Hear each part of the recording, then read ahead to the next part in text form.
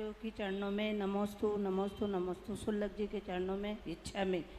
महाराज गुरुवर, मेरा ये प्रश्न है कि 24 तीर्थंकरों के 1008 तीर्थंकरों में तो 1008 कलशों से अभिषेक होता है और महाराज जी तो मतलब वो ही नहीं कर सकते हैं अभिषेक। अभी महाराज जी का नहाने की मना है। हाँ, तो क्या समस्या क्या ऐसा होगी? क्यों?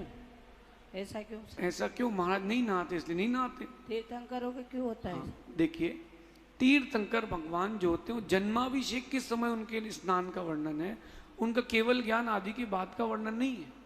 जब तीर्थंकर मुनिराज बन जाते हैं उसके बाद वो भी अस्नान मूल गुण का पालन करते हैं। वो जो जन्माभिषेक की बात आती है, आप रुको, कुछ दिन बाद आपको कोटा में भी मिलेगा, घबराओ नहीं। तो जन्माभिषेक का वर्णन है, वहाँ जन्म के समय अभिषेक होता है। और जो प्रतिमा जी का अभिषेक करते हो चतुर्थ अभिषेक है, उनकी निक्षेप से करते हैं, इसमें कोई दोष नहीं, ऐसा समझिए। महाराज न नहाते थे, नहाते हैं, न नहाएंगे, क्योंकि उनके रत्नत्रय की चमक इतनी तेज है, सब काम चलता है।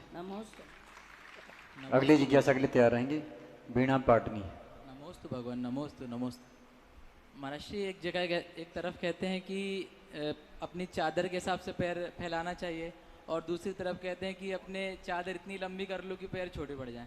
तो महाराज जी क्या करें, बहुत कंफ्यूजन। देखिए, मेरा ये मानना है कि मैंने जो आखिरी प्रवचन दिया था अभी यहाँ पर आध्यात्मिक प्रबंधन पर, वो यही दिया था कि सोच बड़ी रखें, लक्ष्य बड़ा रखें। छोटी सोच आप रखोगे कभी बड़ा आदमी नहीं बन पाएगा व्यक्ति। अभी ये सोचते कि एक ही कैमरे से सब रिकॉर्ड कर लें, ये बच्चे अगर सोचते ना कि एक ही कैमरे से सब रिकॉर्ड कर लें, कहाँ है राजू, ये है क्या? तो वो अगर आप सकरौना कर लेते, बोले एक का करना जरूरी क्या है, एक ही माइक रहने दो, जरूरी क्या है, एक ही कैमरा रहने दो, तो भारत के लोगों को ये आनंद नहीं आता, कोटा का आनंद बाहर नहीं जा पाता। तो अब मेरा कहना ये है कि अपनी सोच को जितना बड़ा करेंगे आप उतनी बड़ी मेहनत करेंगे। ये ना सोचें कि शारीरिक परिस्थिति क्या है, मानसिक परिस्थिति को मजबूत बनाएं। ऐसे भी लोग हैं, मैंने किसी ने मुझे बताया था अभी कि ओलंपिक में एक लड़की सिल्वर मेडल लेकर के आई, उसके दोनों हाथ नहीं थे।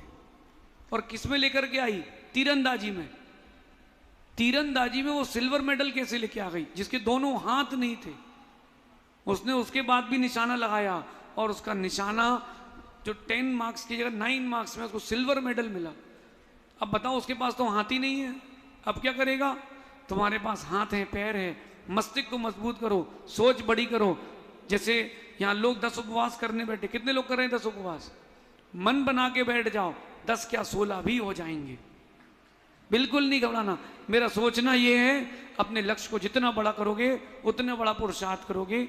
100 किलोमीटर जाना हो तो टैंक फुल कराते हो, और सब्जी लेने जाना हो तो जैसी गाड़ी हो वैसे ही ले जा लेते हो। सोच बड़ी करोगे, पेट्रोल भी बड़ा भरेगा। समझ गए?